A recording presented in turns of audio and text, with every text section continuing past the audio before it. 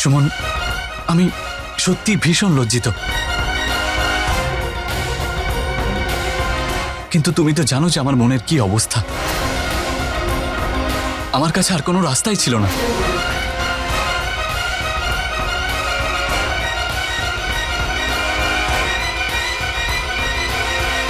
করণ,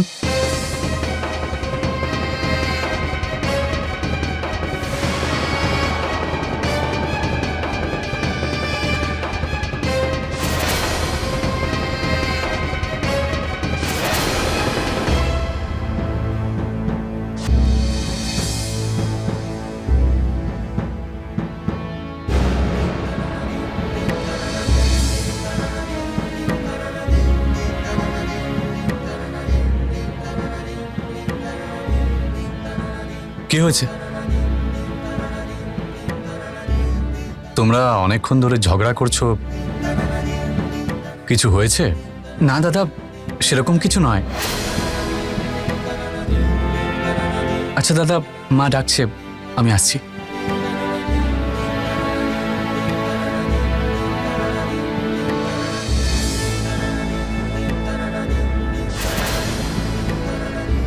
এসব কি?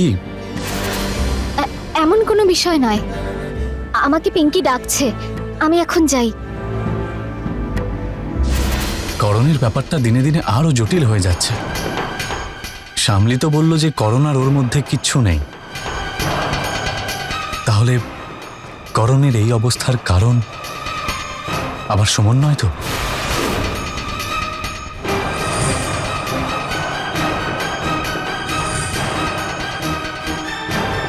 কিন্তু তুমি তো জানো যে আমার মনের কি অবস্থা। আমার কাছে আর কোনো রাস্তাই ছিল না।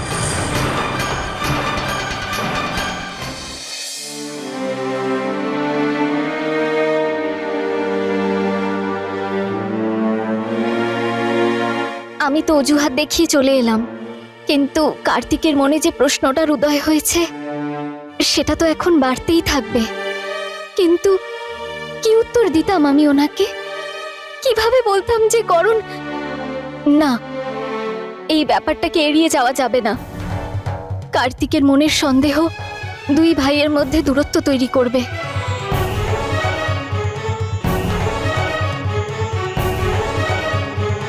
ব্যাপারটা আরো জটিল হওয়ার আগে আমায় মাকে সব সত্যি বলতে হবে।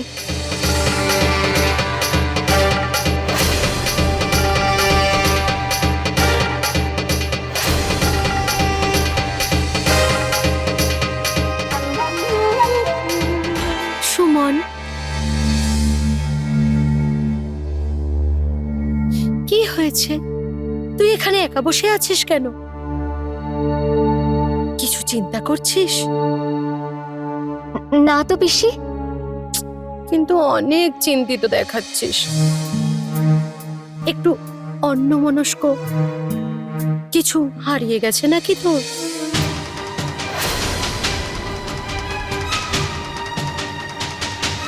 না না পিসি, এমন কোনো ব্যাপার না। মায়ের সাথে একটু দরকার আছে।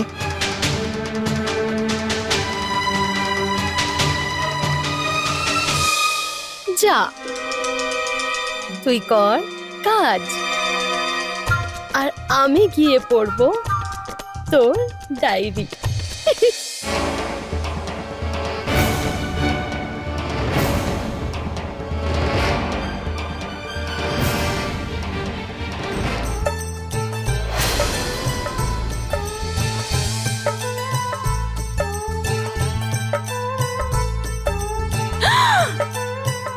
আরে বিদ্যা,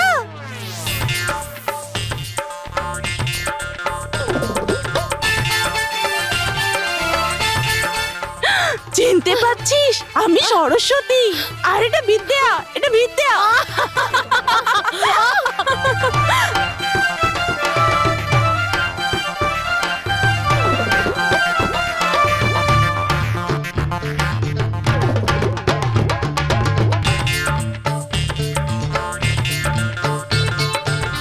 আরে গোলু মোলু, তাড়াতাড়ি প্রণাম কর, এটা পিসি।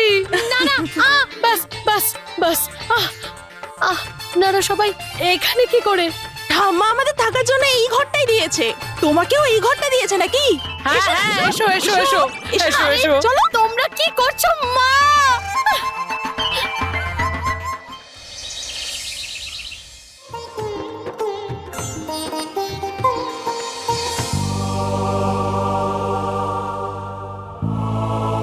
মা, আরে সুমন, তুই কি হয়েছে? আমার কিছু কথা বলার আছে। সে তো আমারও অনেক কিছু বলার আছে সুমন, কিন্তু সময় কোথায়? কিন্তু মা, এই কথাটা বলা খুব জরুরি। এটা করণের ব্যাপার। আবারও নতুন করে কোনো নাটক করেছে? দাঁড়া, পিঙ্কির বিয়েটা হয়ে যাক, তারপর ওকে মজা দেখাচ্ছি। আচ্ছা, সবকিছু আমি করব কেন? তুইও তো করতে পারিস। ওর তো তুই হবু বৌদি। নিশ্চয়ই তোর মধ্যে আমি এমন কিছু দেখেছি। আমার সম্পূর্ণ বিশ্বাস আছে তুই কার্তিক আর এই পরিবারের দায়িত্ব নিতে পারবি। বিশ্বাসটা ভাঙবি না তো? মজা করছিলাম। আচ্ছা শোন, বাইরে ওরা বসে আছে না, ওদের গিয়ে সিঙ্গারা আর বিস্কুট দে।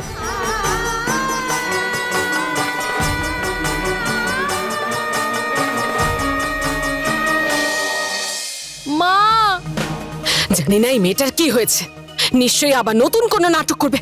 আরে কি হয়েছে, কেন চেঁচাচ্ছিস? তুমি জানো তো আমি আমার ঘরে একদমই কারোর সাথে অ্যাডজাস্ট করতে পারি না। বিদ্যা, একটু আস্তে বল। যদি কোনো আত্মীয় শুনে নেয় তাহলে আবার নতুন নাটক শুরু হবে। ভালো হবে যদি কেউ শুনতে পায়, তাহলে তো ওরা নিজে থেকেই চলে যাবে না আমার রুম থেকে। আরে ওরা আমাদের আত্মীয়, সবাই আমাদের নিজেদের লোক। সবাই নিজেদের কাজ ছেড়ে দিয়ে আমাদের বাড়ির অনুষ্ঠানে এসেছে। তুই এটা ভুলে যাস না, ওদের প্রত্যেকেরই বড় বড় বাড়ি রয়েছে। আর ব্যাপারটা 2-3 দিন ঘুমানোর তো, আর তাছাড়া আজকে তো বিয়ে রয়েছে, কেউই ঘুমোবে না। কিন্তু তাও মা। বিদ্যা, আর একটাও তর্ক করবি না এ ব্যাপারে, আর একটাও কথা শুনবো না। তুমিও না মা। বিদ্যা, তুইও না। চল নিচে চল।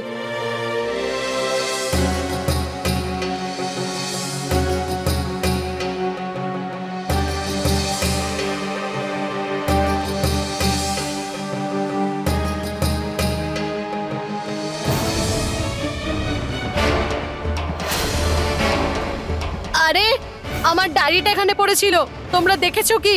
আমরা তো দেখিনি বিদ্যা। আপনার এই বাচ্চারাই কোথাও ডায়েরিটা সরিয়ে দিয়েছে। পুরো ঘর উলটপালট করে দিয়েছে। খুঁজে দিন না আমাকে। হ্যাঁ হ্যাঁ, খুঁজছি না। চলো চলো চলো চলো।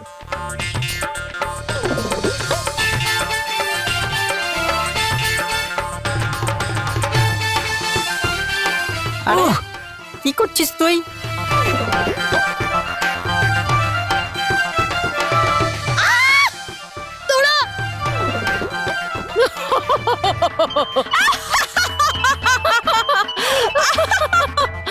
আরে রেগে যাস না বিদ্যা, আমরা খুঁজে দিচ্ছি তো। কোনো দরকার নেই।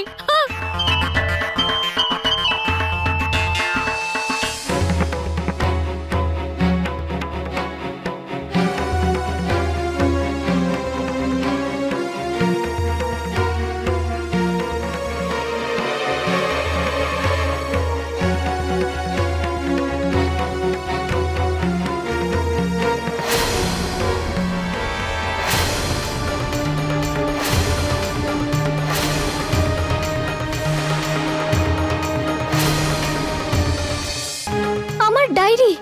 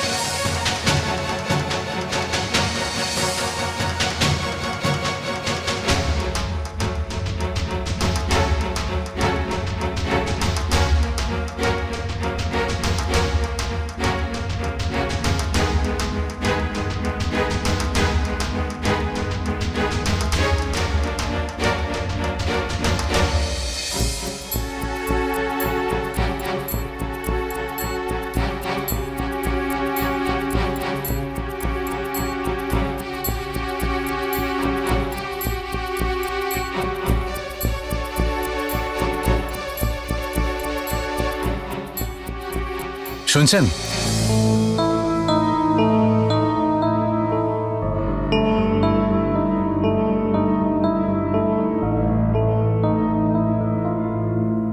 কি হলো, আপনি এত চিন্তিত হয়ে কাকে খুঁজছেন? না কিছু না, ওই একটা জিনিস খুঁজছিলাম। হ্যাঁ, সেটাই তো আমি আপনাকে জিজ্ঞেস করছি, কি খুঁজছেন? আমি কি সাহায্য করতে পারি? না, আমি নিজেই। জানি না আমার কেন মনে হচ্ছে আপনি কিছু একটা নিয়ে খুব চিন্তায় রয়েছেন, আর যা আপনি আমাকে বলতে চাইছেন না। আমি বুঝতে পারছি না সমস্যাটা কোথায়। আপনাদের এই অবস্থার কারণ আবার। সুমন, তুই এখানে কি করছিস? রেডি হবি না নাকি? বরযাত্রী চলে আসবে, চল তাড়াতাড়ি তৈরি হয়ে নি।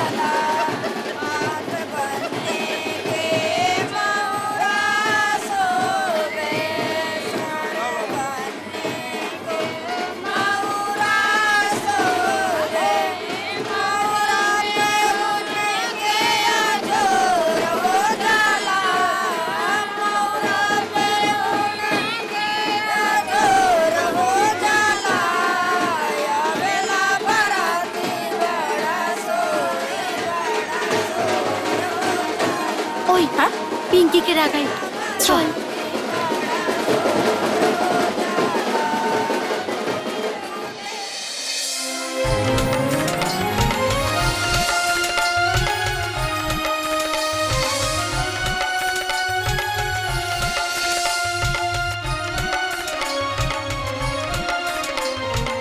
পিঙ্কি, তোকে তো খুব সুন্দর দেখাচ্ছে।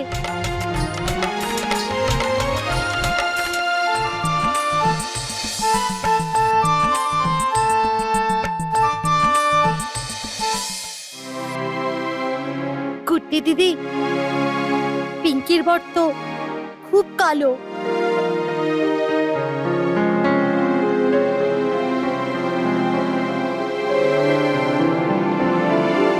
তোকে রাগাচ্ছে পাগলি? আচ্ছা চলো, কথা বন্ধ করো আর মাল্যদানের প্রস্তুতি করো।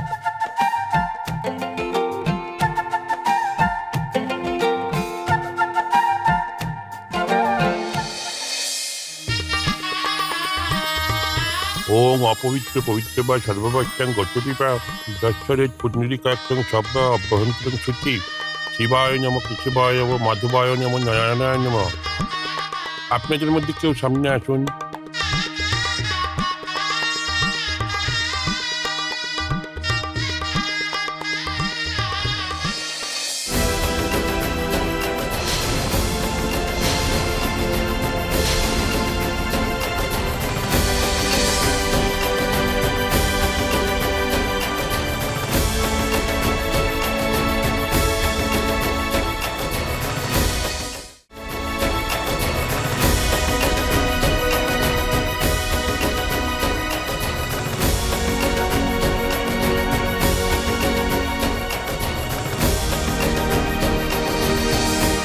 বাবা, রাগ করো না। দেবেন্দ্রর উদ্দেশ্য আপনাকে অপমানিত করা নয়। ওই বিয়েটাকে নিয়ে অনেক উৎসাহিত আছে বাবা।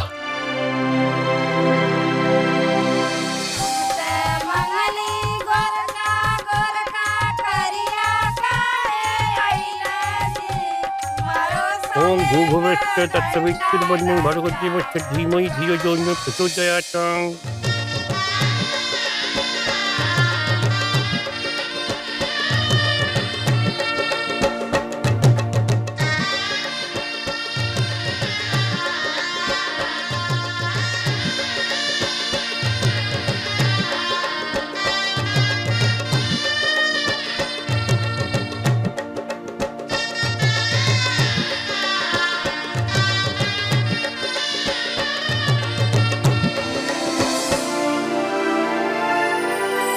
শোন কাঞ্চন, পিঙ্কিকে স্টেজে বসা।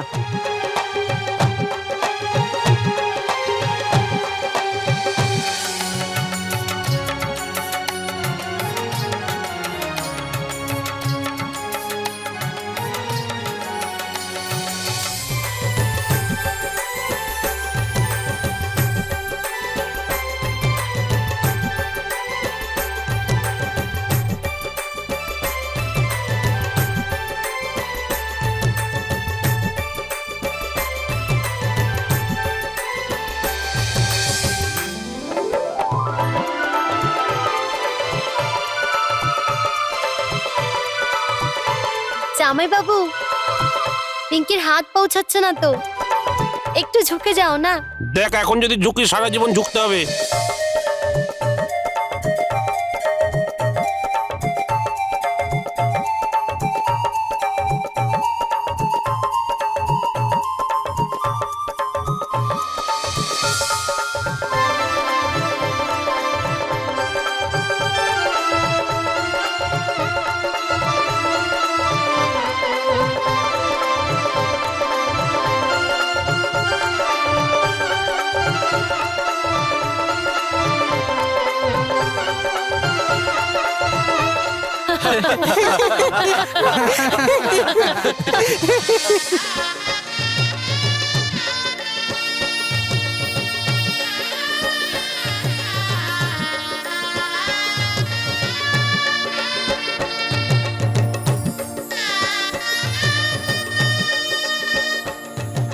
কি জামাই বাবু, সেই শব্দে ঝুঁকতেই হলো না।